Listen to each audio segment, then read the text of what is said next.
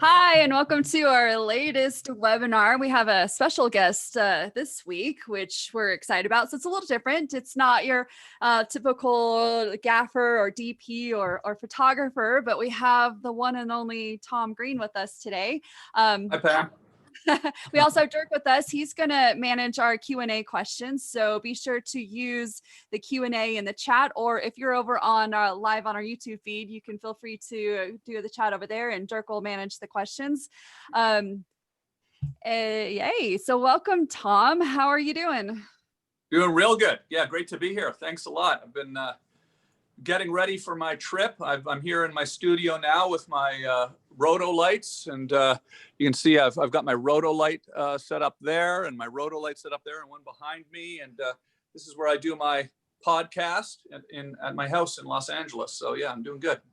Now you've been doing podcasts for a very long time. In fact, I believe you were one of the very first podcasters that actually did their studio in your house. Is that correct? That's what they say. You know, when I started my show, they hadn't called it a podcast yet. They weren't calling them podcasts, but it essentially was a podcast in many ways. I built a studio up here in early 2000s. And, you know, before that, I'd done public access television back in the 90s. So I was always kind of doing independent stuff. But in the early 2000s, Phil Nelson, who introduced us. He's on, he's watching. Oh, what's up, Phil Nelson from Nelco Media, who's always helped me so much with things, introduced me to you guys at Rotolight. And, it's been really cool. I've always had really good relationships with like people in the technical side of things because I'm a bit of a techie kind of tech video nerd myself. I studied broadcasting in college when I was in Canada, and that's how I started the Tom Green Show that ended up on MTV. So even before my podcast, I was sort of doing it always doing it myself, DIY kind of broadcasting thing. Yeah. So now, what inspired you to kind of geek out on this tech? I mean, was it your music background? Was it filmmaking? Was it broadcaster? It's just, because I know a lot of people in the broadcast are not techie, but you just love like grabbing onto that and just running with it. Yeah. When I was a teenager, when I was in high school, I started a rap group, and we ended up getting a big record deal in Canada, and we were called Organized Rhyme, and I made all the beats, and I really kind of would work my summer jobs so I could save up enough money to buy a drum machine, which back then electronic music in the 80s was sort of new. And rap music was new. And so getting a drum machine was sort of my first sort of glimpse of computers and technology. And that was really exciting for me. And, what I learned from that was that if you just go do it yourself and make your own stuff, that, you can actually find a way to kind of have some success in entertainment business. So, I got that record deal, and that was really exciting. And then we started making music videos and all of this stuff with the record company. And I got my interest in television sort of came from that. And so that was it. Then I went back to school, and I wanted to do a comedy show. I was doing stand-up comedy as well. I was a huge fan of David Letterman, and I loved the idea of going out in the street with a video camera and all of that kind of stuff. But I just kind of figured nobody would ever give me a television show, so I'd probably have to just figure out how to make it myself. And that's what I did. Yeah. Wow, I love it. That is the ultimate, don't rely on anybody else, but just get out there and do it and make your own art. I love it. I love it. Yeah, yeah.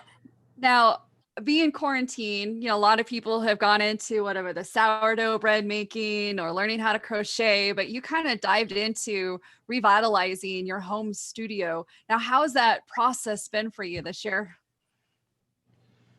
It's been great. I'm here in my studio now. You can see I'll show you just quickly, like some of my equipment here. I've got some music recording equipment. I've got a Panasonic switcher here. That Phil Nelson helped me out with. This is the Panasonic AV HLC 100. A lot of this stuff is music stuff. Like this is a drum machine, and this is some audio preamps, a Neve 8-channel preamp, a Neve, few things like that for more for the microphones, a Moog synthesizer. But these are some great cameras here. I've got these Panasonic HN130s, 2 of those that are controlled by the switcher, so I can kind of cut it and edit myself. And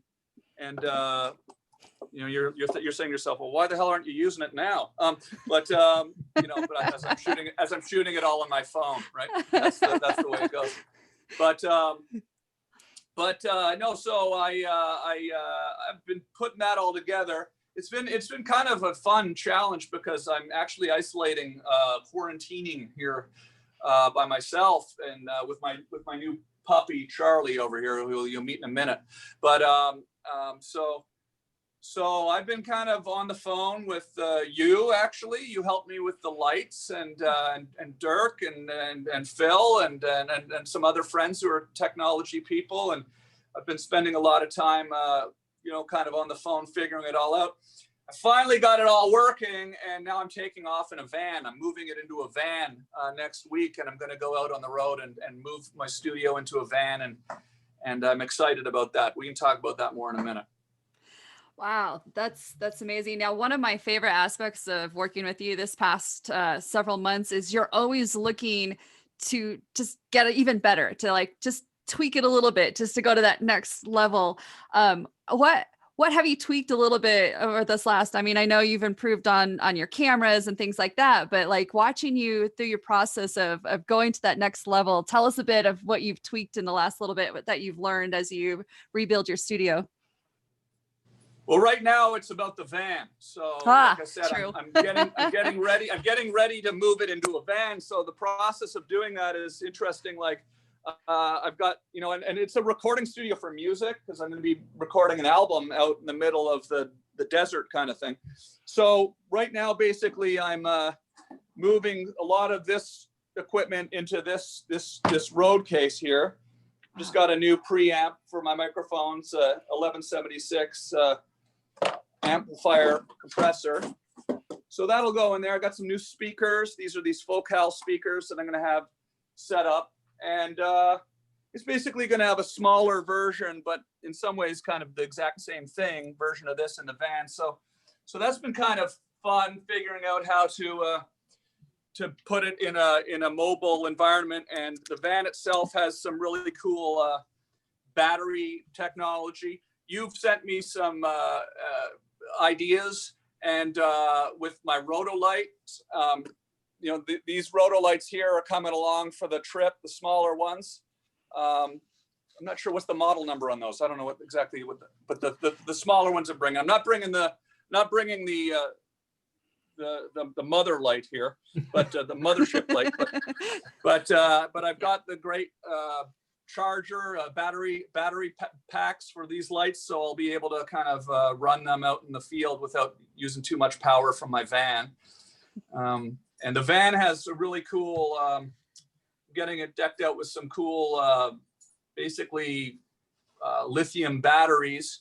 So I'm going to be able to go off grid and run my studio for probably about a week without having to start the engine, and just going to go get real creative out in the middle of nowhere, and travel around this amazing country. And I'll be doing my podcast as well out there too. So it's going to be a lot of fun. So Holly, to answer your question specifically, he's taken the AEOS out, which is the light that's just bigger than the little teeny Neos, and he'll have some V-Lock batteries to charge that. So he'll be able to just use the lights wherever in and out of his van. So that helps. That's exactly what I was trying to say. Yeah. The V-Lock batteries. Yeah.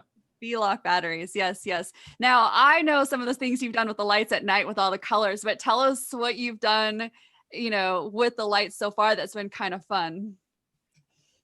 Well, sometimes I go on late night on my YouTube channel, not when I'm doing my podcast, but I'll just fire up the studio and I'll make music and do these surreal late night jams, I call it. And so I've had some fun with the lighting. I put some colored gels on the smaller lights. What are the smaller ones called again?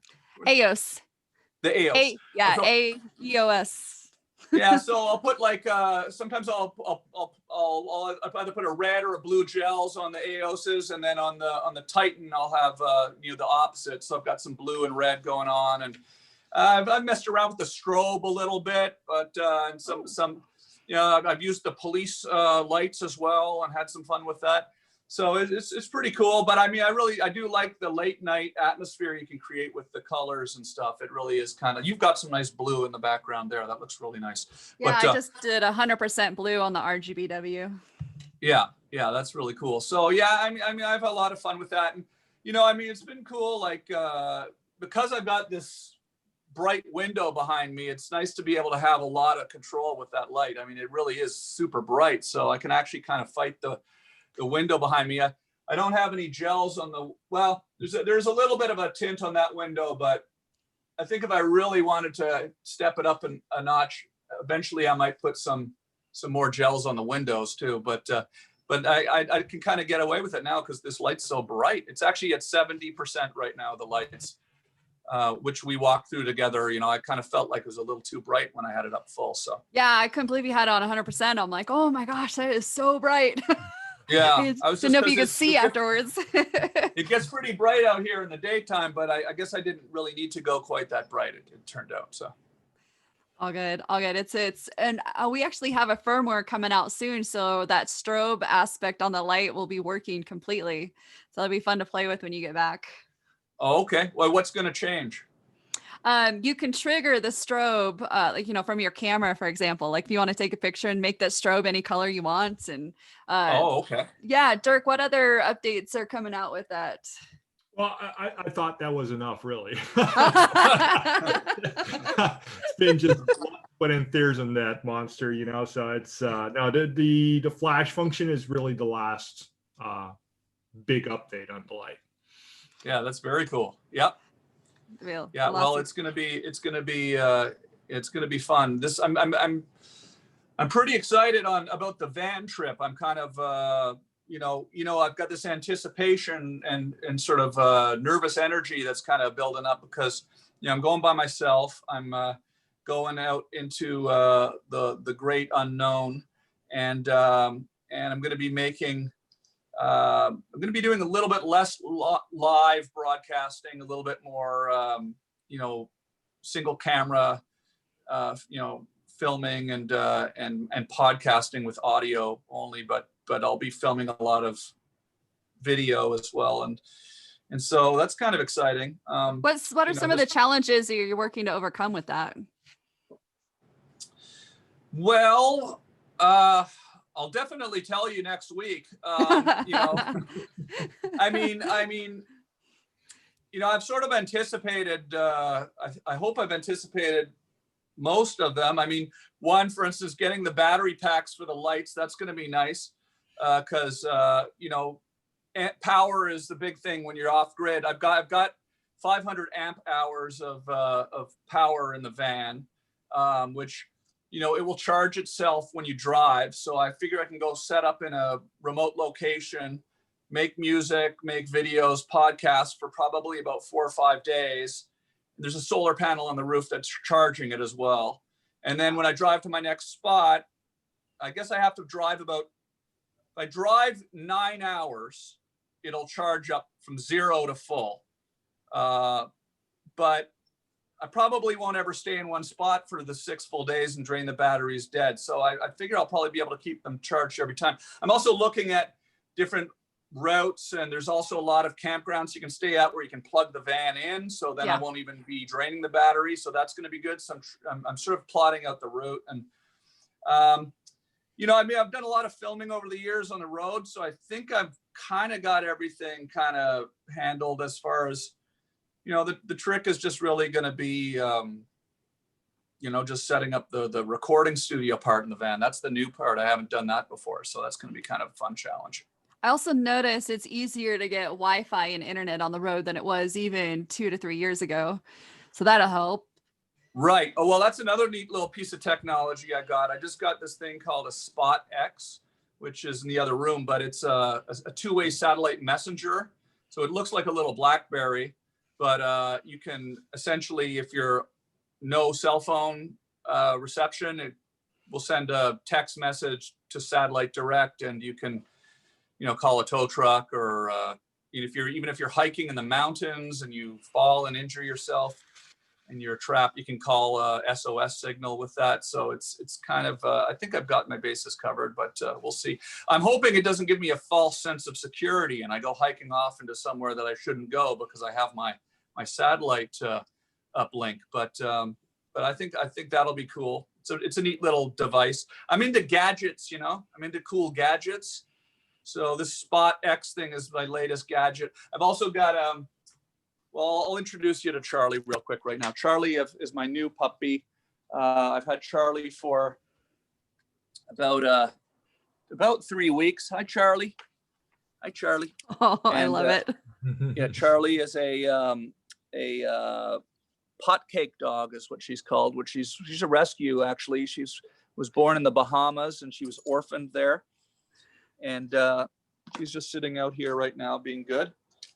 Got her on a little. I've got her on a little leash here, you see, and a little lead, because I'm going to be out in the wild, and I want to make sure she gets used to being on that. So when we're at the camper, I'll be able to put her on that and not worry about her running off. But I also got this cool little tracking device for her, which I'm setting up today, called a Whistle Go Explore, which is a little device that'll go on her collar and communicates with an app on your phone. So if she did run away, it will send you a message every like 10 minutes or something like that of her exact location. So it's kind of interesting. Like, there's so much like, consumer technology available now that wasn't even available, like you said, 5 years ago. Mm-hmm. So that's not obviously not a broadcast related thing, but, because of what I'm doing, I'm with a new dog. If she were to run away, that would be, pretty tragic, for me. She probably wouldn't mind, but yeah. I just wrote it down.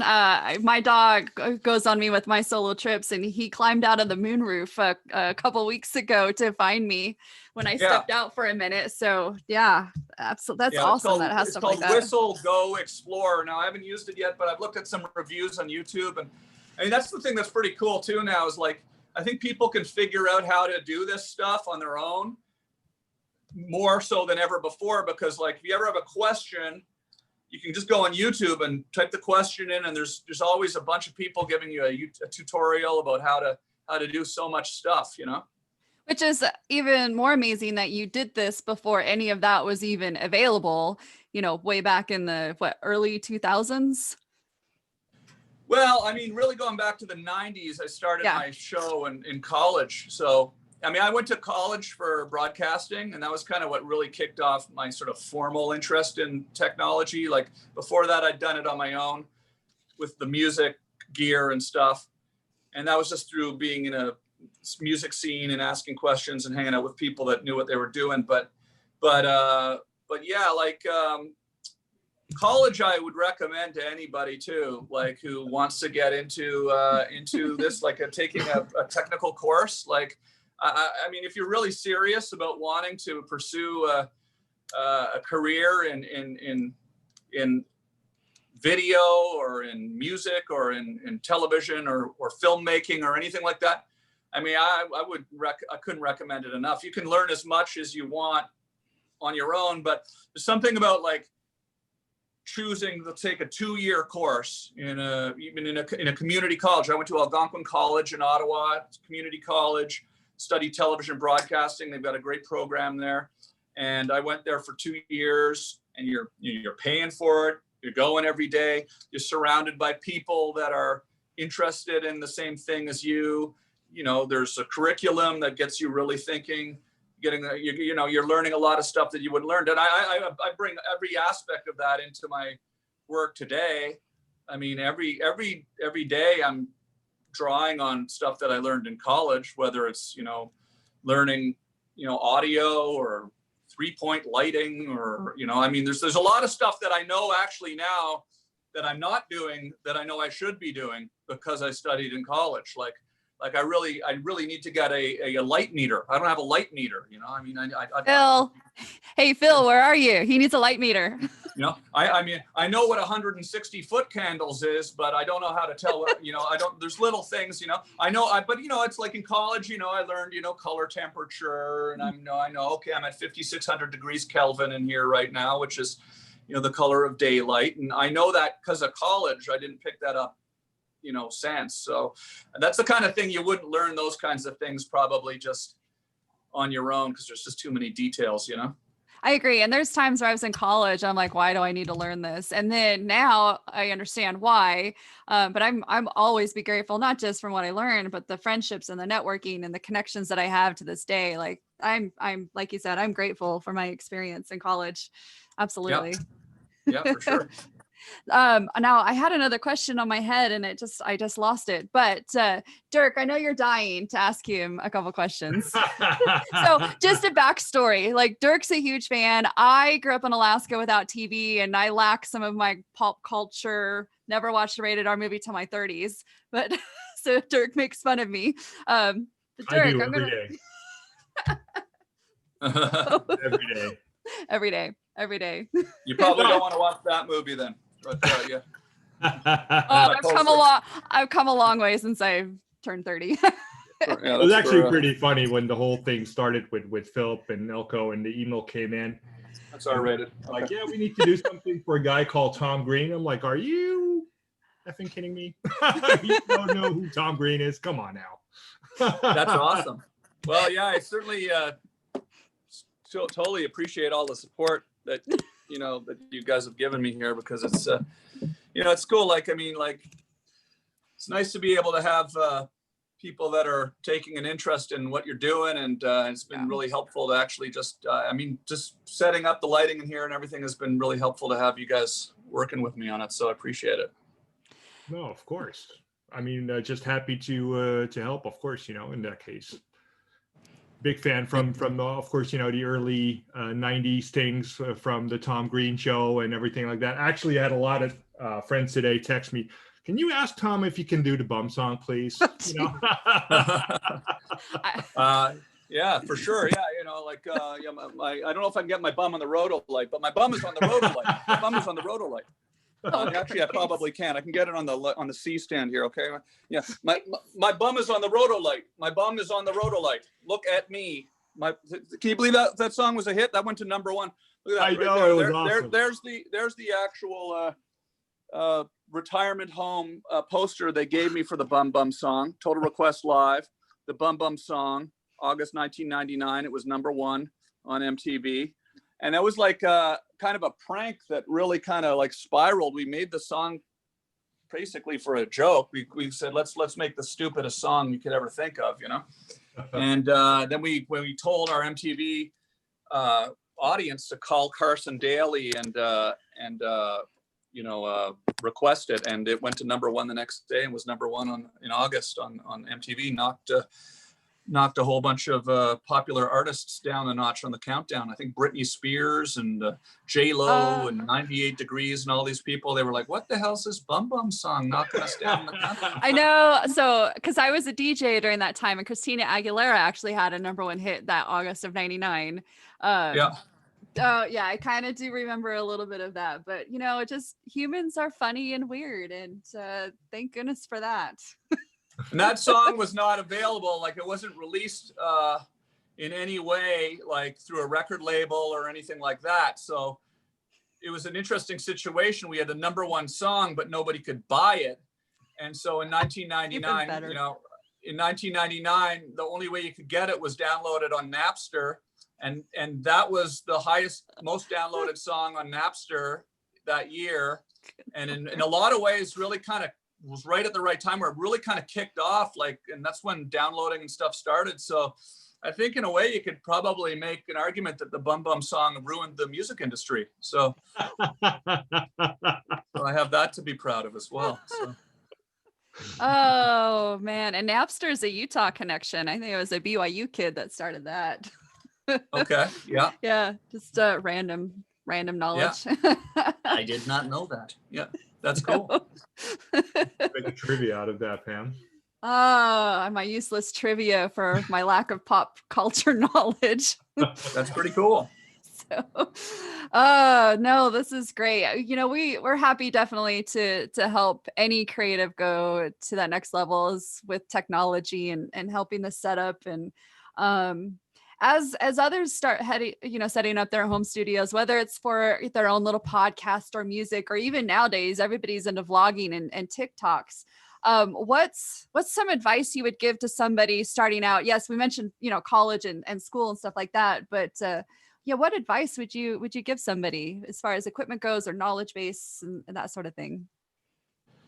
You know, well, first of all, like, you know, you have to really find something you're passionate about. As far as outside of the technology, like, you just have to find something that you're passionate about and that you love doing, just from a content perspective. And you know, that can also be technology can be part of it. Like, if you're really interested in technology and you're excited about lighting and audio and making music or making video, you know, that can be part of the content.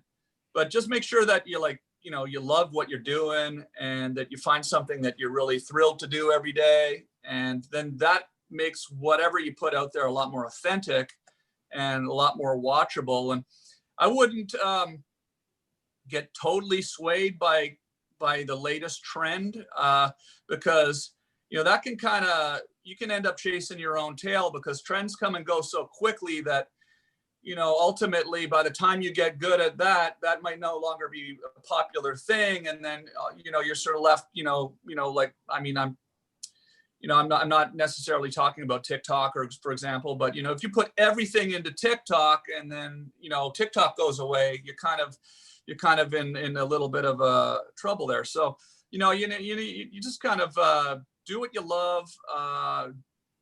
You know, if you're having fun doing what you're doing, then it's a lot easier to do it for a long time, because nothing's going to happen overnight.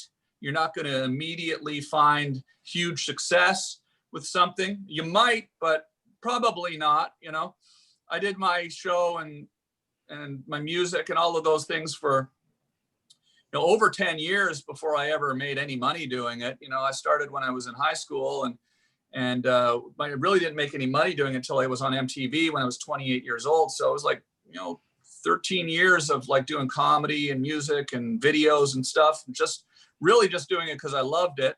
Of course, I had the dream of trying to someday get a TV show, and eventually, you know, I did get to actually fulfill that dream, which was exciting. But if I hadn't been having fun all that way, I would have quit so much sooner. You know, I would have never made it. So if I had sort of said, okay, I want to do this specific thing, I don't really like it that much, but, you know, it's what's popular right now, that would not have worked out.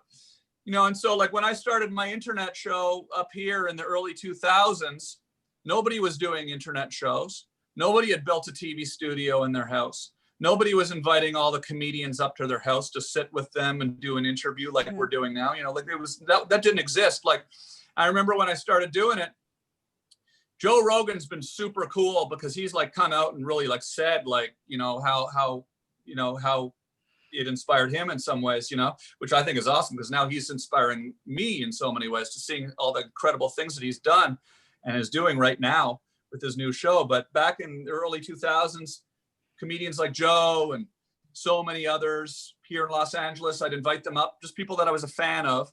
And I remember they'd come up and they'd look around, they go, what? How do you watch this? Where is this? And it was kind of an exciting time, because it was really just a really strange little place on the internet. And you almost had to be like pretty technical even to figure out how to watch it. But you know, I knew at the time that there wasn't really any revenue stream there. There wasn't really, but I kind of was thinking, well, maybe, you know, as the internet speeds up, as the future, you know, comes forward towards, as you know, as we move forward into the future, this will be something that'll be more viable. And so I guess that's the other thing is, yeah, it's good to kind of like be aware of what's new with technology and see how you can apply it to what you want to do. and sort of anticipate where things are going, you know, so you can kind of see, okay, whether it's music or video, how is what I'm doing, you know, how am I going to do something new that people haven't really done yet that I love doing? Because then you'll stand out a little bit more, right? Oh, I like how you said doing what you love. And I feel that if you really focus on that, I think the rest will organically fall into place like it should. Is I think that's really what sets you apart from a lot of people is when people meet you and when they see you, you're as about as authentic as they come. And that I think makes a lot of the difference in the world with your comedy and with your work that I was able to go look up and search. 'Cause it does. There's a big And then difference. the other thing is like, you can't really be thinking all the time, like, oh, I'm doing this so I can get this, you know, it's really like, I'm doing this because I love this, because, you know, sometimes it doesn't work out, you know, sometimes it doesn't blow up and become the big show on MTV. I got lucky in many ways, and I've had some really exciting things happen for me. But if it hadn't happened, I still would have been having so much fun with my friends, and that would have been great. So that's really, I think, important. I mean, it's an interesting time right now in our world where everybody has so many tools at their disposal that like you didn't have back in the 90s, like with our phones and stuff. So, you know, it's easy to kind of dip your toe in the water of starting a blog and do it for a few weeks or months and then give up on it. So, I mean, that's the other thing I'd say to people that like really want to like do something make a career in this business is it seems obvious, but like if you really want to have a career in video or in creative, you know, arts, you just can't quit, right? Yeah. If you never quit, then, you know, you're going to always get better. You're going to keep getting better. You might get better at a different rate than some people, but you'll keep getting better. So, you know, if you never quit in 10 years, probably you're going to find some success after 10 years. Well, and at the end of the day, regardless of the tech, regardless of the equipment, regardless of what you have, you're telling a story and you're doing what you love. And it's going to be the same as it was 20 years ago as it is now, just different tools to help you achieve that. Yeah, like this van trip I'm going on, I'm doing this van trip because I've been locked in my house for 6 months and I need to get the hell out of here, to be honest with you. It's like, you know what questions I'm about to ask you, because that was exactly the transition I was heading towards. Yeah. So I'm not building my studio in my van because I did analyze it a little bit, and I'm realizing on my social media, on my podcast, I'm sitting here in this room. Mm-hmm. And I don't know if it's dynamic enough or whatever to, you know, normally when I do my podcast and my interview shows, I have the guests come over and we're sitting mm-hmm. here and we're together and it's a little bit more of a, but so for me, like I wanted to change the scenery, but I'm not really doing that just for the audience. I'm actually just doing it for myself. I need to get out of the house, you know? And so I wanted to do that. So again, it's an authentic reason that I want to get out on the road and do this studio in the van. But I think it's gonna be more fun for my audience too, for sure. I agree, and because it is coming from that authentic aspect of it, I agree. It's going to take it to an interesting level and dynamic, and not only that, wow, being able to see the different parts of the country that a lot of people aren't able to right now. I think it's going to bring more, I don't know, it's going to bring that a different feeling and aspect to it. So I'm really excited to see what you come up with over on your trip. Yeah, I'm kind of like, in some ways, like I'm in a unique situation because, you know, I tour doing stand-up comedy. That's what I've been doing for the last decade. That's my job, right? That's where my income comes from. And that's of course stopped. And so, you know, I have some time on my hands. You know, I don't have kids right now. I have a dog, but I have the freedom to just take off. And I kind of can tell like this might maybe be like, you know, when I might not have the opportunity to do something like this again, you know, in 5 years from now or whatever. So it's kind of nice to take advantage of this moment and try to do something, you know, that I wouldn't be able to do, haven't been able to do. I've traveled a lot. I've been to every state in the US.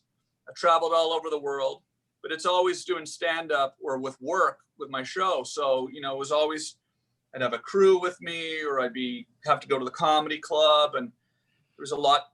I've never really had the time to just take off into the middle of nowhere and just sit there, you know, in a national forest or in a place that I've always sort of wondered about, and just kind of have no agenda and no schedule. And, you know, in the past, the technology has not been there to, you know, to do that. Like, you know, you've always had to deal with power, right? You've always had to deal with charging your camera batteries and all of that stuff. So you had to go to a hotel at the end of the day to charge up your batteries again. Well, this is sort of new. You know, this is a new turning point where, you know, it's a big thing now with people, and it's called van life. And there's a lot of people that are going out and living the van life. But I'm trying to incorporate some of my understanding of the broadcast side of it into it to just sort of make this sort of mobile production studio and go out and just kind of make some cool content, you know. I know Susan asked, she's like, how on earth will all this equipment fit in the van? And I think you kind of answered that before, but it's definitely a challenge. And you know, clearly you're not going to take everything with you, but you're going to take the essentials. It's not that space consuming, the equipment. I mean, depending on how big your van is. Right? Yeah. It's just a normal sized van. It's a Ram ProMaster 2500. Been converted by this really cool company called Boho. They're out in Arizona, and David and Brett from Boho are converting this van so I bought this ProMaster van. They now build it out. That's their company, Boho, and they were actually on Shark Tank. They're really cool guys, and they started this company out there where they make these really cool conversions. And if anybody wants to see what the van looks like, they can just go look at their website. It's I think it's Boho Life. I think Google Boho and vans and it'll come up, and you can actually see the work they do, and you can see the actual van that I'm going to basically similar to what I'm going to be doing. But you know, like I said, like, you know, the camera doesn't take up a lot of space. The lights are pretty small. I mean, honestly, dog food is what's taking up most of the space. It's got a lot of dog food. So I bought my dog a backpack vest, so when I take him on hikes, he carries his own weight. Like, I wasn't gonna. Oh, that's a good idea. Another thing for me to buy on Amazon. That's amazing. Exactly. I've been getting ready for this trip. I'd never used Amazon in my life until the pandemic, and now every day I'm like, oh, I need a Whistle Go Explorer. I need a SpotX satellite, and it's a little scary actually. I got the bill the other day. I'm like, oh geez, I think I gotta throw my phone in a lake on the first week of this trip. Yeah. Oh, well, I can definitely tell you that going solo out into the wilderness is by far one of my most favorite things in life to do. So I'm excited for you to experience that, because it's been my favorite thing the past couple of months. Yeah, that's cool. Any good recommendations of cool places I should go check out? Yeah, I have a list of my secret off the grid places where I go and camp and there's nobody around. Yeah. Nice. I keep a nice Google favorites of where I camp. And so where I went last week down in Bryce, outside of Bryce, I had a pack of coyotes circle my car. Wow. It was amazing. Honestly, some people would be terrified, but I was excited because they come where there's no people. So that was a fun thing. That's very cool. Yeah, very cool. Yeah, I love coyotes. They have them around my house here in Los Angeles. Actually, there's a lot of them here in the hills here. So, but yeah, no, it's cool. Do you use that app Dyrt, DYRT? I don't. Now I got to write that one down. So that's another cool thing. There's a really cool app. It's called Dyrt, DYRT, and okay. that'll give you directions and information about every campsite in America, including like what's called dispersed camping. and that's on like Bureau of Land Management land. There's all sorts of places you can go camp that you don't even need to go to a campsite. It's just free to camp. But this is a really one-stop place where you can type in the route that you're taking. Like, I'm driving to New York from Los Angeles. I want to drive 4 hours a day, and it'll give you all these options of places to stop. And it's a pretty cool app. So again, another piece of technology that kind of makes what you can do today a lot easier than it would have ever been, even just a few years ago. So. Yeah, no, like a lot of my information is from photographers and a small group of friends who are on the road, who do the van life. And that's where I get my info. But yeah, I'll have to check out Dirt. Yeah, I'm going to want to get some tips of some spots to go then, because I actually don't know what I'm doing. So, yeah. Well, this has been a lot of fun. You know what? I had my list of questions that normally take me beyond an hour, but we talk so fast and are so excited that, I love this conversation with you and what we're doing. So, oh yeah, there's a question on here. Dirk, do you want to take it? Oh yeah, this one is from Antoinette. Will Tom be crossing over into Canada during his pandemic? Pandemic, I love it. If the quarantine is lifted. I'm not sure. Is she from Canada? I would assume so. Okay, it's possible. I'm not sure if I'm going to be. I'm kind of going where the wind takes me on this one. But if I do go home to Canada, the second I cross the border, I have to go into quarantine for 2 weeks. So that would essentially be the end of the van adventure. So so what if I do cross into Canada at some point to go see my family? That'll be the end of the trip. So I'll be driving around in circles in the United States for a while, and going to see some amazing places and taking everyone on this adventure with me first. Yeah, but I know that hopefully next year, after in the spring and next summer, hopefully this pandemic will be over by then, and then I'm planning on taking the van on a Canadian adventure as well. So that's awesome. 2021. 2021, we'll take it across Canada. Yeah. Oh, that's amazing. So another thing you mentioned that you had mentioned earlier in this webinar is the relationships that you've built as you have done, set up your home studio and whatnot. And I just have to say, yes, relationships while you set things up, relationships while you do what you love, I think is a vital part of setting up your vlogging or your podcast. And you've definitely have shown that as well with Phil and us. And yeah, well, I mean, it's important to have fun while you're doing this stuff, like I said, and it's a team effort making content. You can't do everything by yourself, and you have to understand that there's a lot of complexity to everything that we do, and you can't be an expert in every aspect of things. So if you have an incredible help from a great company like Rotolight who wants to help you, I mean, that's a great thing, and you can have a lot of fun with people. And Phil Nelson has helped me for 15 years now. I mean, going back to when I first had my first video toaster system, and back in that time, like when I set up my studio, I mean, I didn't know how it worked, right? And I remember I met Phil, and I was like, how do you build a studio? Is there any, it was like, I remember it was like, is there a way to, I remember it was like little things, like I said, I'd be doing my show, and I was like, is there a way to get a tally light on the camera so I know what camera to look at? And we'd sort of sit there and go, well, I don't know if there is. Let's figure that out. And then all of a sudden we'd figure out how to put a tally light on the camera, that works with the switcher, and I wouldn't have been able to do that myself. I had to have sort of an expert in that area, and we kind of figured that out. And so it's kind of it's a big part of the fun of all of this stuff is finding a good team of people that wants to kind of get creative with you. Yeah. Oh, amen. Amen.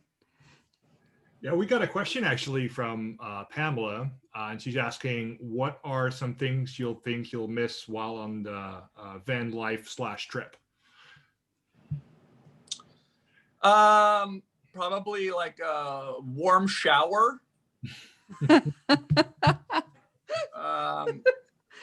Heat. That'll probably be, I'll miss heat because a van, of course, doesn't have heat. I mean, it has heat when you're driving, but not when you're sleeping at night. So I have Charlie. I've got an electric blanket too. Yeah. Yeah. And Charlie. Yeah. Charlie to keep me warm. It's interesting because of the situation we're in with the pandemic and the fact that I have been sort of quarantining and not going around to restaurants and doing all the things that we normally do. I'm sort of probably more prepared for this than I would have been at any time in my life because, I've been cooking for myself at home. I've been, isolating. And so there's going to be a lot of aspects, I think, that are going to make this sort of a pretty seamless transition, which in a normal year, it would probably be a lot harder to just going off into the middle of nowhere by yourself in a van. But now I'm looking forward to the change of scenery, and I've been alone in my house for the last 6 months. So it's probably going to be a relief, Sure, there'll be some things like I said, not going to have hot shower. I have a shower. The van has a shower. It's got 25-gallon water tank, but it's probably something that I can get, right? This is probably some heater that I can get for the Yeah, and there's some of the campgrounds or the trucker stops will have some good hot water that you pay for. You go in and have like a 5-minute shower that you pay for. Right. Well, in a normal scenario, yeah, but I'm not planning on using those because of COVID. Gotcha. I just figure where are you going to get COVID? In a truck stop shower. That's where you're going to get COVID. That's the place to be. Wait, that's probably if you were to put a check mark in a box beside the number one place to get COVID, it's a truck stop shower. Okay. I probably more than COVID, but yeah, you're. Yeah. Damn truckers. There you go. That's the joke I didn't make, but I'm glad you did that for me. It's always an adventure with Pamela. We love our truckers. Yeah, absolutely. Okay, deep breath. Well, of course, on the road, we're here to help you. If anything happens, we're ready and standing by if you need something. Thank you. Yeah. Besides, okay, so you're gonna do podcast and put an album together and do music, and then obviously enjoy your solitude. Anything else that you're planning on the road, or is that pretty much cover it? Well, I'm planning on. I brought my fishing rod, so I haven't gotten to do any fishing in a few years. So, and I've never really done a lot of trout fishing. I've done a lot of, in Canada, we fish for where salmon. I'm from, we fish for no, I'm from lake fishing in Ontario. So it's mostly largemouth bass, smallmouth bass, and northern pike are what I kind of grew up fishing. But I'm going to be in some areas, depending on the fires. If the fires clear up in certain areas of California, if I go there's some good trout fishing. And so I'm looking forward to that. But, I think kind of the main gist of it is really just the kind of the I'm geeking out on building the studio, and I'm kind of curious to see a big part of it is the inspiration of being in nature. So to be able to record music as you write it and record podcasts with these incredible sort of views in front of you, I think is going to be really inspiring. And so I'm just kind of curious to see what the end result of that is creatively, and that's going to be cool. And that's probably enough, really. I'm cooking. I'm looking forward to figuring out how to cook. I've got some cool gas powered devices. I got this thing called a jet boil. I love my jet boil. Okay, I haven't turned mine on yet, but it's that'll be cool. So yeah.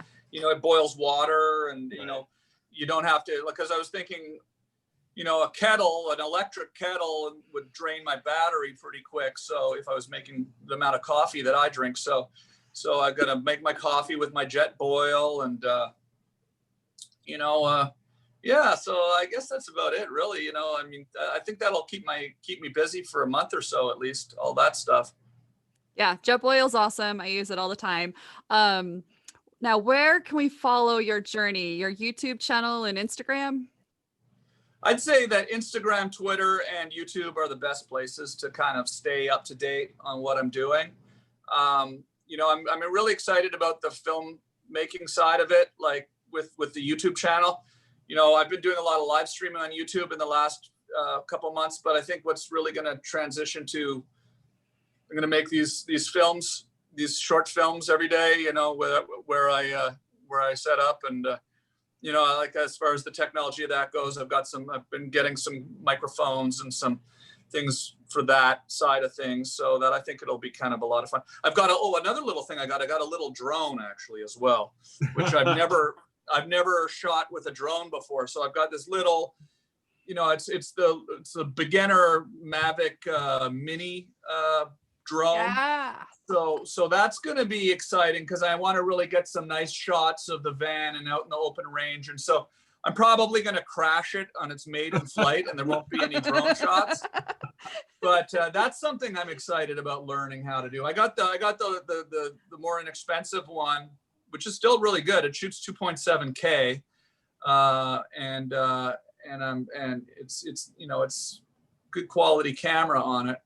So I figure I could crash 3 of those for the price of the one that I really wanted to get, the Mavic Pro 2 or whatever it is. But so that'll be kind of fun, and so we're gonna have some cinematic looking little videos that I put up, and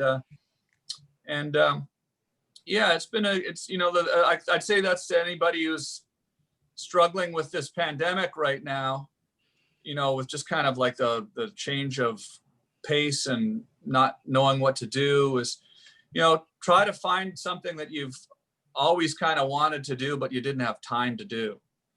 And for me, it's been, even with my camera, you know, I've been shooting video for years, but there's little details with my with just still photography that's the other thing. I'm bringing my film camera, still camera. I have a little Leica camera that shoots film, and I like shooting photos, black and white photos. So, you know, I've kind of gotten into the weeds a little bit more on some of the details of the photography that maybe I kind of hadn't really quite figured out over the years. Just, just certain details, like, you know, like I just got my neutral density filter for my lenses and stuff, which I hadn't really kind of quite, you know, whenever we're getting into real detail over the years, I've always had a camera person with me, you know, so now I'm getting into sort of more detail with that, and the right ISO, the right f-stops, the right apertures and everything for certain situations. You know, I'm kind of figuring out a lot of that now, a little better, refreshing my my memory on some of that, and that's been kind of fulfilling. And you know, I know that like when we're back into the real world and this pandemic's over, I'm going to have picked up a lot of that stuff that I didn't, that I probably would have never really taken the time to figure out if I'd always had a camera person with me. So, right. Yeah, makes a lot of sense. It makes a lot of sense. Yeah. We have another question. Oh, kind of question. Well, yeah, kind of question. It's an anonymous entity. So, Safety Tom, can you change a tire, and did you pack bear spray and flares? You know, I don't have flares yet, actually. But I do have bear spray. I have bear spray, and I can change a tire. But I've also got this SAT communication thing that will actually call AAA for me. So that's even better. I have AAA, so I've never changed a tire on a van that's got, you know, thousands of pounds of conversion, you know, in it. So I don't know if that's going to be more or less difficult. So I do have, hopefully I'll always be able to call AAA if I need to change a tire, but I can change a tire. And I do have bear spray. And that's an important thing to have when you go off into some of the places that I'll be going, because I am planning on hiking out into the middle of some pretty bare. And also another thing that you want to have is a bear horn. Okay. So then if with the bear horn, or just an air horn, right, which you also want to have, and then the bear might not even get close enough to you to ever need the bear spray in the first place. So. Yeah, here in Netherlands, we don't have bears. I mean, we do have like really big guys who are really hairy, and we call them bears, but Yeah. that's where Different kind of bear in Amsterdam. pretty much, yeah. Yeah. Oh my goodness.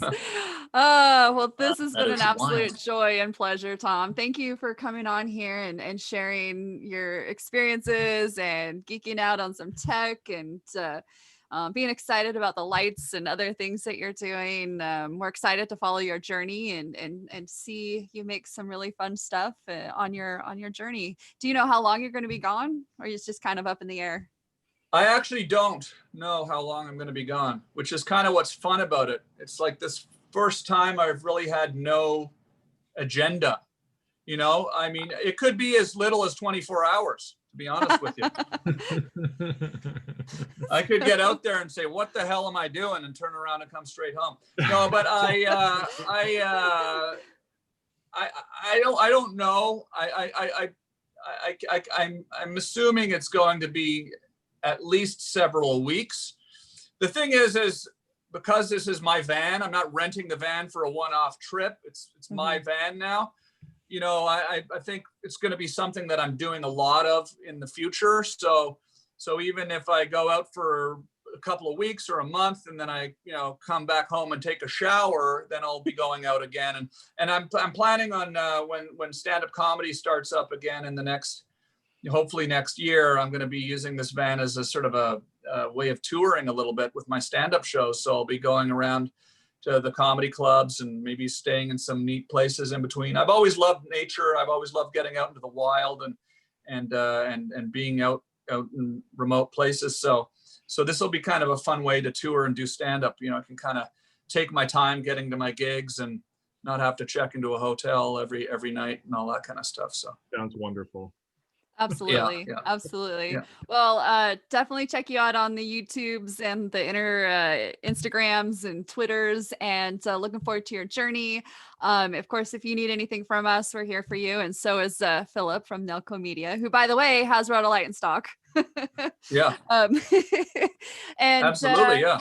Yeah. You can follow my Instagram is at Tom Green. My Twitter's at Tom Green Live. And my YouTube is youtube.com/Tom Green. And then Charlie, my puppy, Charlie, has her own Instagram as well. Charlie spelled CHARLEY. And it's the spelling of Travels with Charlie from the John Steinbeck novel Travels with Charlie, where